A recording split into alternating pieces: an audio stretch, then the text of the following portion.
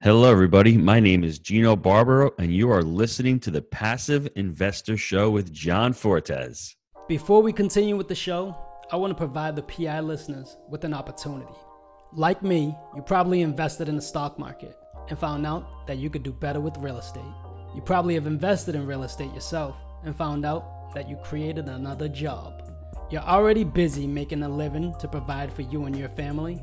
You don't need another job managing tenants and organizing repairs. What if there was another way? What if there was a way for you to benefit from real estate without having the burden to be the landlord? At the Fortes Company, we partner with investors like you and provide opportunities that are specific to your investment criteria. We operate the investment and you enjoy the benefits of passive income and everything that comes along with real estate. You deserve to keep your spare time and continue to make memories with your family. Go to www.investwithfortes.com and see how easy it is to become a passive investor today.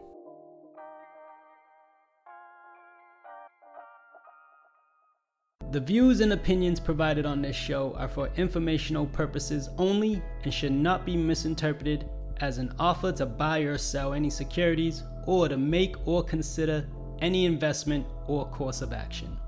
For more information, please go to passiveinvestorshow.com.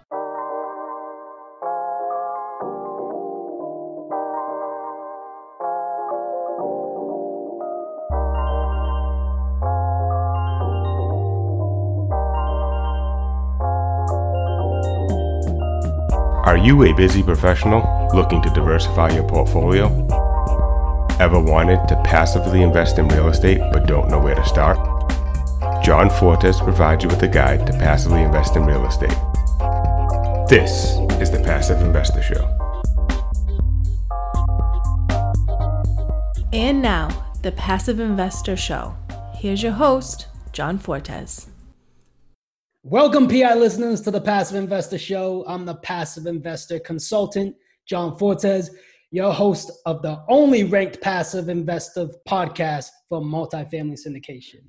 Our goal and purpose of this show is to be a resource to passive investors and help them master their passive investments in real estate funds. My guest today, and I'm so excited, is Gino Barbaro. Gino Barbaro is an investor, business owner, author, and entrepreneur. As an entrepreneur, he has grown his real estate portfolio to over 1,500 multifamily units and is teaching others on how to do the same. Gino is the co-founder of Jake and Gino, a multifamily real estate education company that offers coaching and training in real estate, founded upon their proprietary framework to buy right, manage right, and finance right. He is the best-selling author of 3 books, Wheelbarrow Profits, The Honeybee and Family, Food and the Friars. Gino graduated from IPEC, Institute for Professional Excellence in Coaching, where he earned his designation as a certified professional coach. He currently resides in St. Augustine, Florida, with his beautiful wife, Julia, and their 6 children. Gino, welcome to the show. John, thanks for having me on. How are you doing today? Man, I'm having a blast, man, and I'm very, very honored to have you on because, and we'll dive into that. Gino, let's basically talk about how you got here. How'd you get involved investing in real estate? Well, for me, it started off with having 2 great parents. My parents were immigrants. They're from Italy. So, hard work was instilled in me. I went to college, couldn't find a job back in the 90s. It was hard. So I ended up opening a restaurant with the family. And I did that for a long time, for a lot of years. I loved it. It was just grueling. And at the time, when we first started, the first 15 or so years, we were doing really well. But, things changed. The economy changed back in 2008 when there was a great recession. We're going through the same thing right now. There's seismic shifts, huge transfers of wealth. The internet really took over back then. All of a sudden, the competition just started taking over the small mom and pop restaurant. And I didn't know how to scale up a business. I didn't know how to take it to the next level. So I said, you know what? I need to start making money somewhere else. So I started investing in mobile home parks and mixed use buildings. And I didn't know what I was doing. Everyone says 10X and take this massive action. Well, I was doing that, but I didn't have the education. And back then there weren't platforms like there are now. So I said, hold on, time out. I've lost enough money. What do I need to do now? So I went out and I found a couple of mentors. I started learning multifamily because I just saw multifamily as a vehicle where it was quote unquote, it could be passive. You can do it passively. I can have my restaurant and still work in real estate part-time. So I bought a 4-unit, and I said, I like this 4-unit up in New York because it works for me. I have 4 tenants in one location. When things happen, you may spend a couple hours a month on the property, but I can do that. I wasn't looking, John, at the time to say I'm going to leave the restaurant business. I didn't have those aspirations because I didn't have the clarity in my life. I just knew I needed some more money. Middle class people think about saving for retirement, saving for an event, and saving for kids' college. And that's all I was trying to do, get all these little buckets and try to put a little money here and a little money there, instead of thinking with an abundance mindset of saying, hey, you know what? I can start buying assets and start growing those assets and having those assets pay for my events. I wasn't there yet back in 08 and 09. So bought the fourplex. I said, I like this. I go ahead and I meet Jake back in 2009. I'm like, dude, I got to do something else. I need to make more money. So Jake and I got together in 2011. It took us about 18 months to find that first deal. We didn't have the systems. We didn't have buy right, manage right, finance right. We didn't have the ability to talk to brokers. We thought brokers were doing us a favor, whereas, we're doing brokers a favor. I mean, that was a big mind shift for us. But for me, it was just really starting out and trying to do it start passively, where I can just make a couple $1,000 a month to pay some bills. And from there, the first deal really taught me, wow, there's a lot more to this. It can be passive, but it's active. It all depends on how you look at it. For us, we didn't have a lot of capital in the beginning to make it passive. So we went into it actively. We actually managed our first deal, and then Jake managed the second deal because he wanted to get out of his W-2 job. So with that property management income, it allowed him to do that. Then cost segregation comes in. He was able to leave his job. Then I was able to leave my job and, started buying these assets slowly. Then we started adding on different layers of businesses, whether it was the education company.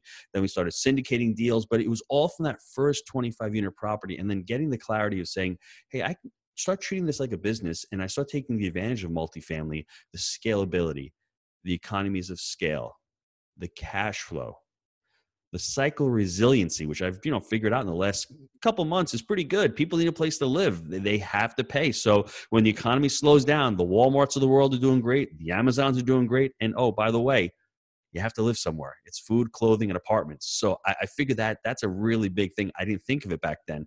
The tax benefits are amazing. The cash flow, there's so many benefits to multifamily. But when I first started out, I didn't treat it like a business. I treated it almost like a real estate, almost like a hobby where, go there, be the landlord, fix the toilet, not say to yourself, hey, listen, this is an asset. Treat it like an asset, scale up, start hiring other people, helping you out to do it. And then when I met Jake, the light bulb went off of that first deal. And we said, hey, let's continue to scale up. Yeah, I love your motto is refi and roll. And walk us through basically how many deals you guys did before you started taking on passive investors. So for us, it was one of those things, and I always preach education. And, Jake and I have spent over $300,000 in the last 18 months to 2 years on coaches, on education, because we're scaling up multiple businesses right now. John, I've never done that before, so I have to get taught. And I don't want to take 5 or 6 years to scale up a business when I can pay somebody and do that in 1/10 the time and do it better. Success leaves clues. You either pay to play or you seek to serve. I'm a little bit too old right now to seek to serve because I've got so many different businesses. So I need to pay for that education, and I'm actually paying for the investment, right? So for me, when we first started out, there was really no syndication back then. And I had the limiting belief. I had the mindset of I can't take anybody's money because it's just too risky. Well, I'm using my own money. So it's the same thing. If I'm a fiduciary for someone else's money, I have to be able to underwrite the deal for myself and not be sloppy. So for us, believe it or not, the first 1,000 units we did by ourselves. We bought our deals, we would fix them up, we'd raise the net operating income, then we'd refinance the money out and put it into the next deal. And there's a couple points to that. The first one is we refied over $9 million from the portfolio and just kept buying, and kept putting into those deals, right? It's an amazing strategy. You have to know what part of the market cycle you're doing it in. Obviously, in the sellers, in a buyer's market cycle, you're able to do it because you're buying these assets right. But you can still do it in any cycle if you stick to the framework of buying right, not paying 4 caps for C properties in Atlanta that are 1960s build with this massive capex. That's not going to work with refi and roll. So you have to buy the assets right. That's important. But I think the other thing was for us, you don't know what you don't know. We didn't know about syndication up until 3 or 4 years ago and really started diving into it. So we started looking at the model and saying, hey, this is a great model. The only problem is, Jake, you're doing property management day to day. Gino, I'm doing education day to day. How do we start talking to our investors? How can we do that? And, the book, The Honeybee, that we wrote, the question isn't how, the question is who can help you. So we brought on a partner with the syndication, because when you have over 600 investors that you have to speak to, that's a lot of phone calls, right? And you have to nurture those relationships, and you have to get on and speak to them. You have to do webinars, you have to do presentations, you have to underwrite deals, you have to do property tours. The list goes on and on. And you can't do it all by yourself. So in the beginning, when you start out, the I'm a mentality is prevalent. I'm going to do this, I'm going to do that. And there's nothing wrong with that. You need to learn everything. But as you start scaling up, that's the problem with most entrepreneurs. They can't let go. And I'm really guilty of this, letting go and saying, you know what, somebody else can do this better than me, and they can do it quicker than me, and I can generate revenue somewhere else. And that was the problem for us with the syndication model. We just had too many investors. We didn't have enough time, and we're saying, how and who. And with syndication, it's just one tool in the toolbox, everybody. It's a great model. You can raise capital, you can buy deals on your own, you can refi and roll, you can use seller financing, you can use master lease options, you can use syndication. These are all tools in the toolbox. You just need to know when to utilize them and when to look at a deal and say, this deal is a syndication deal, this deal is a buy and hold deal, this deal is a deal where I can use creative financing. You need to know that. And in the beginning, we didn't really know when we should use syndication, because we like to buy deals and hold them long term. And sometimes syndication will allow you to say, you know what, I need to really look at my investors and what they want. If they want a 5-year hold, I can't hold this asset. So some deals for us, we still want to buy internally because we want to buy them for the long term. So it all really depends upon what you're doing. And let's get back to when you're looking at a deal, with the syndication model, the 3 pillars of real estate that we talk about, which is really important, everybody, write these down. The first one is market cycle. What part of the market cycle are you in? The second one is the debt. What kind of debt are you putting on this deal? Is it bridge debt? Is it community bank financing? I love community banks. They're coming back right now because, Fannie and Freddie with their restrictions, and they want all this principal put down for 12 months and all these reserves. That may be harder to finance deals. And the third one is exit strategy. So what is your exit strategy? Are you refining it after 3 years? Are you holding it? Are you going to do bridge debt and refi? Are you going to sell? All these things need to be looked at when you're looking at a deal. So some deals may look great for syndication, but if your exit strategy doesn't fall in line with what the model is, you have to worry about it. So look at those 3, everybody: the market cycle where you're in, the debt component, and the exit strategy. Love that. I love that. And going back to the educational piece, that's why I invested in some of your products, because of the fact that your model was one, proven. It was very educational and informative. And I was looking for something at the time for multifamily scalability. And you guys aligned with everything I basically, was in my criteria. And criteria is everything. You can have criteria for your educational piece and your investing piece. So criteria is what we go off of anyway. So thank you for explaining that. Now, Gino, working with passive investors, what does your onboarding process look like for a first-time investor that's looking to invest passively in one of your deals? So I think everybody out there, they just need to have a simple website. You want to have a simple website. Don't confuse it. We buy multifamily assets that cash flow and create passive income. That's what you want it out there. You want your brand to be simple. You want to have a phone number there, or you want to have an opt-in and maybe a free lead magnet. Maybe 5 steps on passive investors. We have an 8-step due diligence document for passive investing. That's our opt-in, one of our opt-ins, many opt-ins. And what I would say is try to educate, try to create, like what you're doing, John, try to create a lot of information. You want that inbound marketing where people are reaching out to you. If they think it's a good idea to reach out to you, that you've already broached the sales process. You don't have to sell them anymore. It's their idea. As Oren Klaff likes to say in his book, Flip the Script, it's inception. If that idea is theirs and they're signing up to your platform, that's step 1. I think step 2 is you need to get on a phone call and find out what their, goals are, right? On that 8-step due diligence, when you're looking to be a passive investor, you really need to look at the sponsor. You need to look at John Fortes and you need to look at Gino under a microscope. Have they done deals? Are they credible? Are they going to do what they're going to say they're going to do? Though that's really important. But the next component is, as a syndicator, as I'm getting on a phone call with an investor, I want to make sure that our goals align. Does the investor want to, invest for the short term? Do they want to invest for the long term? Do they want to invest in real estate? Right? Do they want to give their money over to somebody, invest passively? Some people are dig jammers, as we like to say in the Jake and Gino community. Damn, I'm good. Just ask me. They don't want to give their money over because they think they can do a better job than you, which is fine. That investor is not going to work for you. So you really have to make sure that your interests are aligned. We're looking for investors right now. We're going to be starting a fund either Q3 or Q4 of this year where we want to buy and hold forever. So for a lot of investors, that may not be the thing, but we know, go back and listen to a podcast we did with Sam Freshman. He's been a syndicator for over 50 years. Two of his biggest mistakes. Number one, not buying enough. And number two, selling too soon. So we want to create generational wealth. So when John invests with us and John passed away, hopefully John's kids will have the asset. That asset will be paid down, will be paid off, and it'll continue to appreciate in value and it'll continue to cash flow. That is the long-term model of multifamily, and that's how people get really wealthy. Transactions pay the bills, and equity makes you rich. I think that's the hardest thing for Americans and for entrepreneurs to understand because it's the quick, shiny buck. Stay in your lane and don't worry about it. You can make 50 grand or 100 grand of this deal because if you hold it longer term, you take the tax benefits, you let the residents pay down the mortgage, you're going to become so much more wealthier. But that's a long-term strategy, and we're so used to instant gratification in society, and you can see what's going on. It's hard. It's very difficult to do that. The first couple of years we were in multifamily, we didn't make a lot of money. We had full-time jobs. And it took a few years to get a lot of traction. Most people quit before then. But I'll tell everybody out there, Jim Quick says it in his book, reasons reap rewards. You need to have enough reasons in your life for this to work. Even as a passive investor, I think everyone out there, ask themselves a question. Are you out there? Do you have enough money saved for retirement? Do you have enough passive income coming in? If the question is no, I don't think the stock market's the place to be honest with you. It's up and down. There's no rhyme. There's no reason. You have no leverage ability and you have no control in the stock market. Multifamily gives you so many of those benefits. And I think if you're out there and being honest with yourself, I think you should really give multifamily a good look.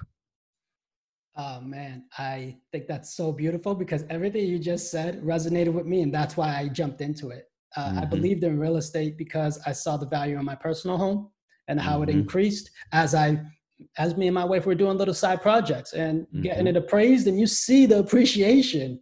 So the forced appreciation through things we've done, now multiply that and scale it on an apartment asset. I love that. I'm wishing you tons of luck with that fund that you're about to create. That's awesome, Gino. And John, let's just touch real quick. I just want everyone to understand what's going on with the shift in the United States right now. You have a massive shift of migration. It's been happening. Now, with what's going on with the pandemic, not all real estate everywhere in the United States is going to appreciate. You have a lot of states that are blue, and this is not politics. This is just policy. They are leaving.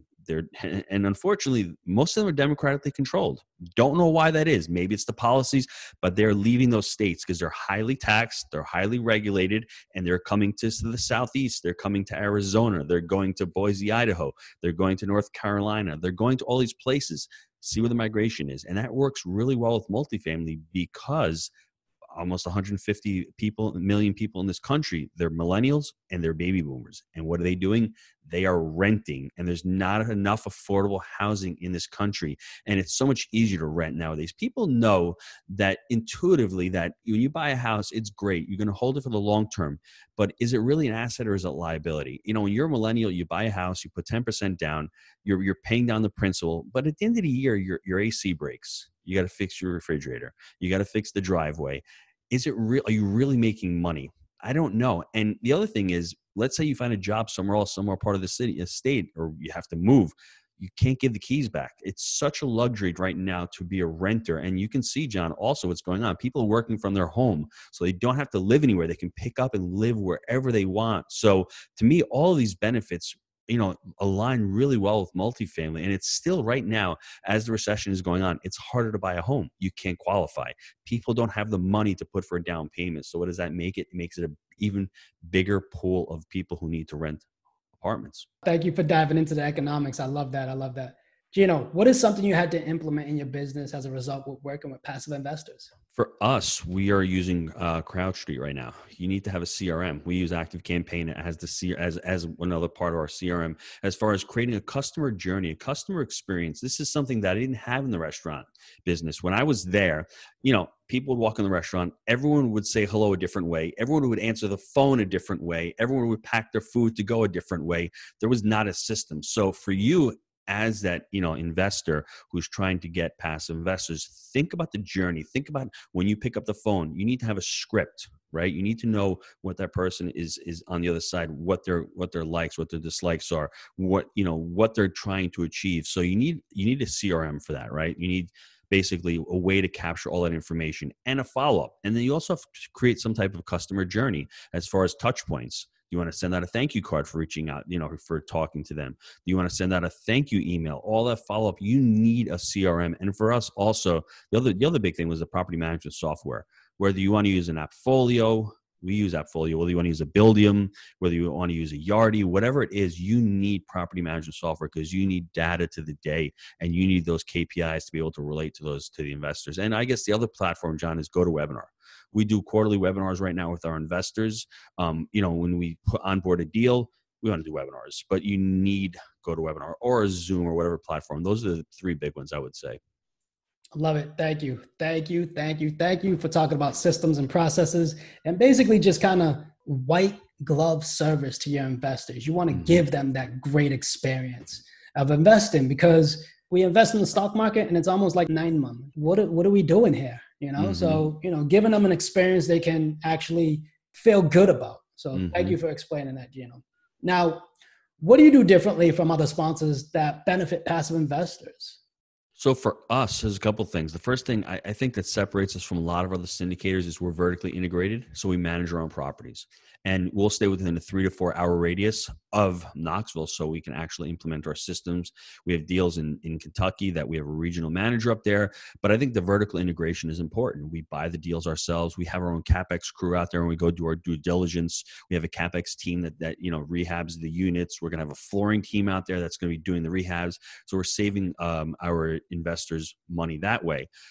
Also, I think the other thing we do differently is we really communicate pretty well. We have on Fridays, we'll have, a 2-hour Zoom call with any investor out there saying, hey, you know what, by the way, we're here. And these are open hours to talk.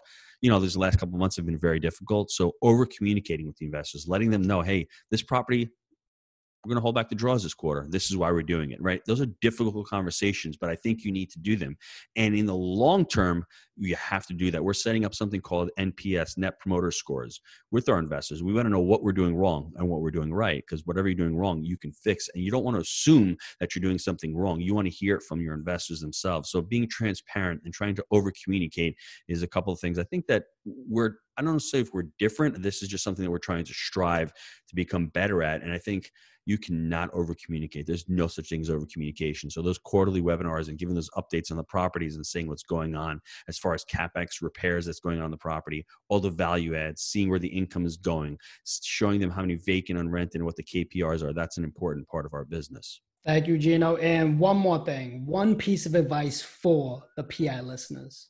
Wow. So one big advice, what I would say is you need to educate yourself. And I would say if you're a PI investor, pretend you're going to be doing the business full time. What do I mean by that? I need you to underwrite this deal as if you're buying it yourself.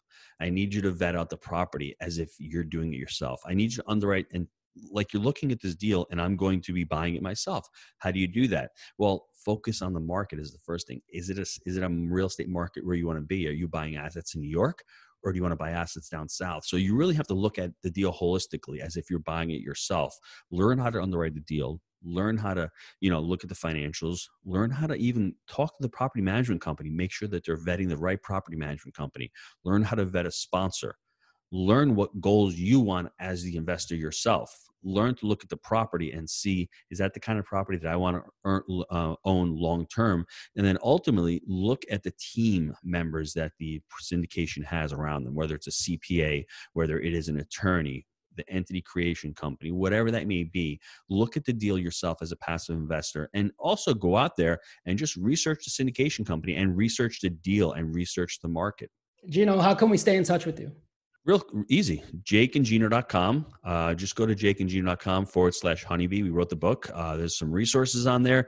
If you have any questions, just reach out to me, gino@jakeandgino.com. And the podcast, right? The podcast right behind me. Yes, the Jake and Gino channel. We've got 4 podcasts. We've got some pretty cool shows. I've got a show with my wife called The Multifamily Zone, because I think it's really important that when you're getting into multifamily, you don't treat it as a side hustle. You can always be a side hustle, but you always have to think long term. You have to put time into it. And you have to really clearly articulate that with your spouse or your significant other or a partner, and be able to communicate. And a lot of times we have a lot of students coming on board who are husbands, and they're doing this, and the wives are there saying, well, I don't see any results. I've been doing this for 3 months. And really, the multifamily zone is all about spousal communication and partner communication, and saying, let's work on this together. What are those questions you need to ask and say, yeah, John, I want to be financially free. Well, to your wife, that might not mean what it means to you. So to be able to communicate and to talk about that, that's what we discuss in the multifamily zone. So that's one of the 4 shows. I just love podcasting like you. It's just a great way to get your message out. And it's just a great way to inspire and tell people that we're all out there. We are all out there committing it and then figuring it out. We're all out there winging it. Everyone thinks it's all, sunshines and rainbows. There's a lot of hard work in there, but if you have enough clarity and you have enough reasons, you can accomplish anything. My favorite question to ask, and I'm hoping there's a little bit more meaning behind it, but it seems pretty basic and there already.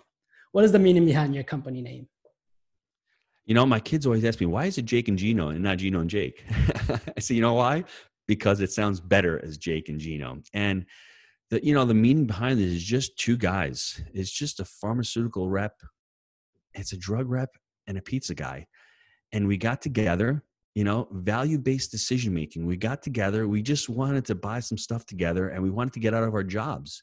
And that's what it came down to. And the education company came after we had a little bit of success. And the best thing about education and what you're doing with the podcast is when you start learning it and you start teaching it, you become a much better investor. You become more sharpened, and then you ultimately start helping others. And that's ultimately one of the best things in life, is when you can help others do what you're doing and you can help them out, and you get those emails from students saying, hey, I quit my job, or hey, I bought a deal. There is nothing better than that in life. I'm telling you. And, be able to help enough people in the world, you're ultimately going to get paid, to do that. But that's not the motivation behind Jake and Gino. The motivation behind Jake and Gino was to help others and just to have a platform where people who are like-minded, who want to get into multifamily, because you've got a lot of people out there that are like, real estate's crazy, I don't want to get into it, but that education, that ecosphere, that community, that people come together and start putting deals together, start doing deals together, that's what I think Jake and Gino is all about. Gino, thank you for coming on, man. I really appreciate your time. Man, go see what Gino has. Jake and Gino, the educational platform. I'm a byproduct of it. If I can do it, you can do it. Just go see what he has to offer. If it resonates with you, jump on board, even set up a call and see what he got. Appreciate you for coming on, Gino. Thanks, John. Everybody, have a great day. PI listeners, thank you for listening. As always, we hope this was the best resource for your investment strategy, but also the best use of your time. As much as it pains us to leave you, but you know what time it is. Time to go to put this into practice. Till the next time we meet. Happy investing. PI listeners, I'm grateful for your time and I appreciate you for listening. It would mean the world to me if you went to iTunes and left a rating and written review. Let me know how you feel about the show. It really makes a big difference with getting the podcast out there. Don't forget about our Facebook group, where all of our guests are members of. I'll be there to answer any of your questions, or even questions you might have for future guests. Subscribe so you can get the latest episodes and our fan favorite quick hitters. Finally, I want to keep you updated, so head over to johnfortes.com and sign up for the newsletter. If you're interested in partnering with me, sign up on the contact page so you can talk to me directly. I look forward to connecting with you. Happy investing.